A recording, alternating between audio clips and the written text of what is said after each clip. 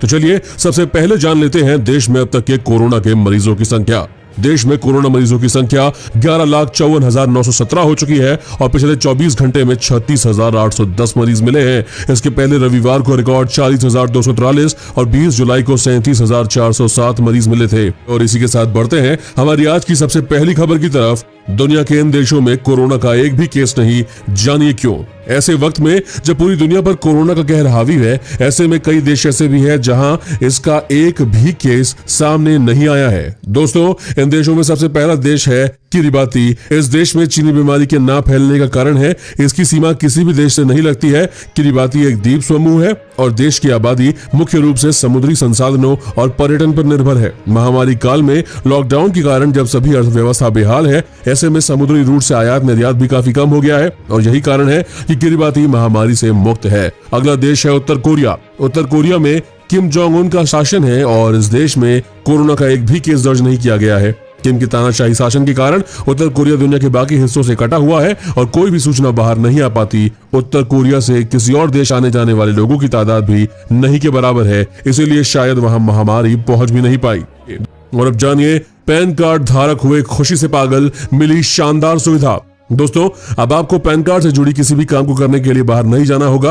अगर आपको अपने पैन कार्ड में कुछ भी बदलाव करना है तो घर बैठे ही ये काम आप आसानी से कर पाएंगे। पैन कार्ड से जुड़ी सभी समस्याओं का अब ट्विटर के जरिए भी हल होगा। जी हाँ दोस्तों, पैन कार्ड होल्डर्स अब पैन कार्ड के लिए आवेदन देने के बाद भी अब तक डिलीवरी ना होने, पैन कार्ड में नाम या एड्रेस चेंज कराने या फिर पैन कार्ड में किसी तरह के भी करेक्शन करवाने जैसी कोई भी काम आप ट्विटर के जरिए कर सकते हैं। तो बताएं, आपके लिए ये बेहद अच्छी बात है ना।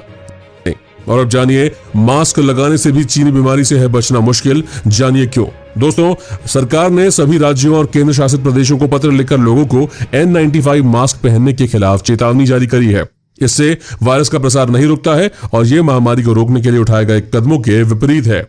दोस्तों, स्वास्थ्य मंत्रालय ने स्वास्थ्य सेवा महानिदेशक राजीव गर्ग ने राज्यों के स्वास्थ्य एवं चिकित्सा शिक्षा मामलों के प्रधान सचिवों को पत्र लिखकर कहा है कि सामने आया है कि लोगों के N95 मास्क का अनुचित इस्तेमाल कर रहे हैं, खासकर उनका जिनमें एक होल लगा है। जिन्होंने कहा होल लगा N95 मास्क चीनी वायरस के प्रसार को रोकने के लिए अपनाए गए कदमों के विपरीत है, क्योंकि ये वायरस को मास्क के बाहर आने से नहीं रोकता। इसके मद्देनजर मैं आपसे आग्रह करता हूं कि सभी संबंधित लोगों को निर्देश दें कि वे फेस और मास्क के कवर के इस्तेमाल का पालन करें और N95 मास्क के अनुचित इस्तेमाल को रोकें।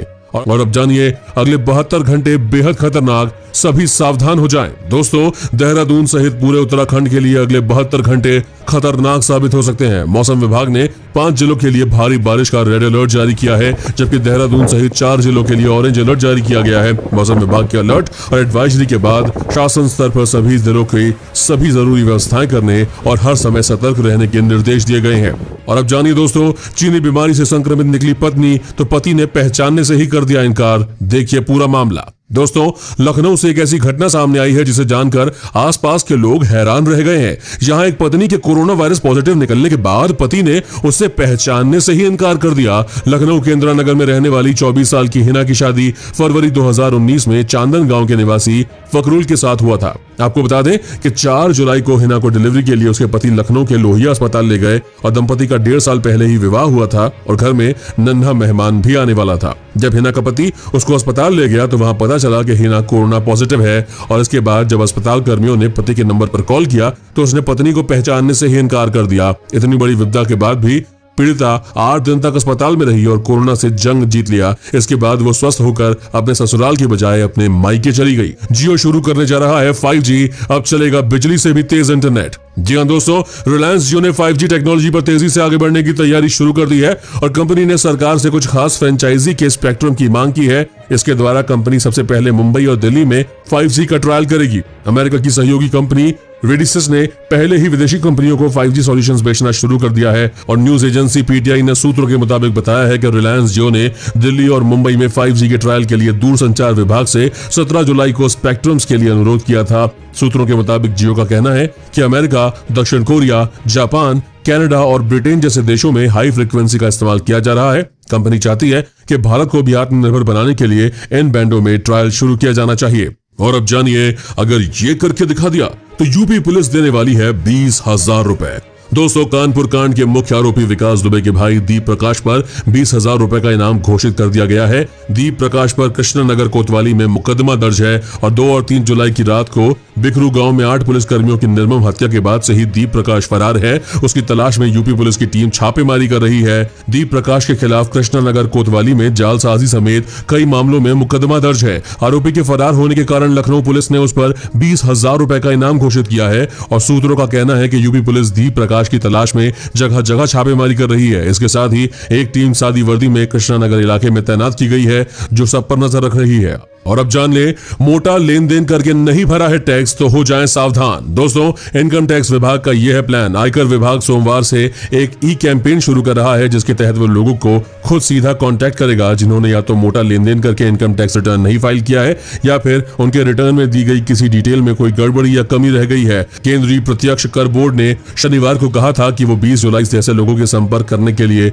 ई कैंपेन की शुरुआत कर रहा है। बोर्ड ने कहा कि उसने कुछ लोगों की पहचान की है जिन्होंने काफी मोटा लेन देन करने के बावजूद वित्त वर्ष 2019 और 20 के लिए रिटर्न दाखिल नहीं किया है या उनके रिटर्न में खामियां हैं। बता दें कि असेसमेंट ईयर 2019-20 के लिए आईटी रिटर्न फाइल करने और संशोधित करने की आखिरी तारीख 31 जुलाई 2020 है।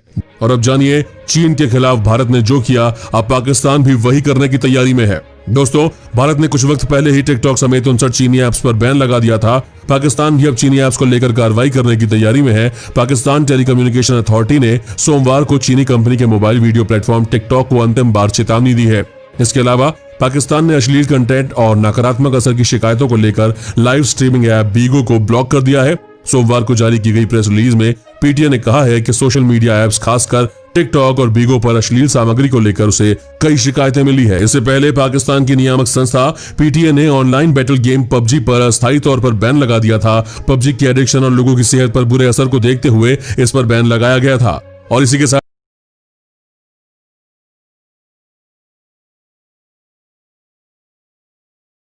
और जानिए, आईसीसी टी20 वर्ल्ड कप हुआ स्थगित, आईपीएल 2020 के आयोजन का रास्ता हुआ साफ। दोस्तों, अंतर्राष्ट्रीय क्रिकेट परिषद आईसीसी ने इस साल अक्टूबर-नवंबर में होने वाली टी20 वर्ल्ड कप को स्थगित कर दिया है। आईसीसी ने इसके लिए महामारी की स्थिति को वजह बताया है और टी20 वर्ल्ड कप के स्थगित होने के बाद अब भारत में आईपीएल 2020 के आयोजन की संभावनाएं बढ़ गई है। बता दें कि भारतीय क्रिकेट कंट्रोल बोर्ड यानी बीसीसीआई पहले ही वर्ल्ड कप स्थगित होने की स्थिति में अपने यहाँ आईपीएल 2020 के आयोजन की कोशिश में लगा हुआ है और ऐसे में अब अक्टूबर-नवंबर में आईपीएल 2020 के आयोजन का रास्ता साफ हो गया है। इसके बाद अब आईपीएल यूएई में होने की तैयारी चल रही है। हालांकि बीसीसीआई ने इसके ऊपर अभी तक कोई ऑफिशियल जानकारी नहीं दी है। और अब जानिए, इस बार हज यात्रा करने के लिए सिर्फ इन्हीं लोगों को मिलेगी अनुमति। सऊदी अरेबिया ने जारी किया आदेश। दोस्तों, सऊदी अरब में इस साल केवल 1000 मुस्लिम तीर्थयात्री ही हज यात्रा कर पाएंगे।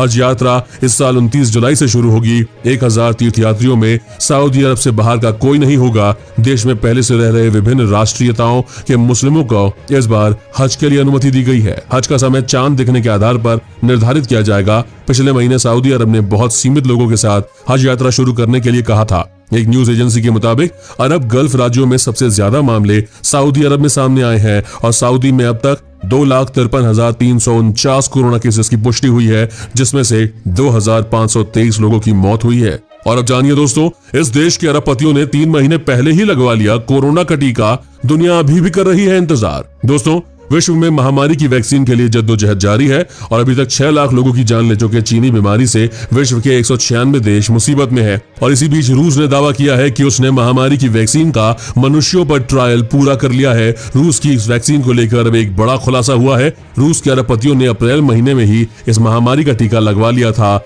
ब्लूमबर्ग की रिपोर्ट के अनुसार रूस के अरबपतियों और राजनेताओं को महामारी की प्रायोगिक वैक्सीन को अप्रैल में ही दे दिया गया था। इस पूरे मामले से जुड़े सूत्रों ने बताया कि जिन अमीरों को यह वैक्सीन दी गई उसमें एल्यूमिनियम की विशाल कंपनी यूनाइटेड रेसेल के उच्च अफसर, अरबपति और सरकारी अफसर शामिल है। इस वैक्सीन को मॉस्को स्थित रूस की सरकारी कंपनी गमलेया इंस्टीट्यूट ने अप्रैल में तैयार किया था। और अब जानिए, दिल्ली पुलिस में हो रही है 5000 पदों पे भर्तियां। 12वीं पास भी कर सकते हैं आवेदन। दोस्तों, दिल्ली पुलिस भर्ती बोर्ड ने कांस्टेबल के रिक्त पदों पर युवा और योग्य उम्मीदवारों से आवेदन मांगे हैं। यदि आपने 12वीं पास कर ली है और आप सरकारी नौकरी करना चाहते हैं तो आप इन पदों के लिए आवेदन कर सकते हैं। उम्मीदवारों को ऑफलाइन मोड से ही आवेदन करना होगा। उम्मीदवार आवेदन पत्र के साथ अपने दस्तावेजों की कॉपी और आवश्यक प्रमाण पत्रों के साथ आवेदन कर सकते हैं। आवेदन पत्र भरते समय सभी सूचनाओं और विवरणों को ध्यान से भरने का अनुरोध किया जाता है। और अब जानिए, चीन ने धमाके से उड़ाया बांध, कहा ऐसा नहीं करते तो आफत आ जाती। दोस्तों, चीन में बीते कई दिनों से मूसलाधार बारिश हो रही है और चीन में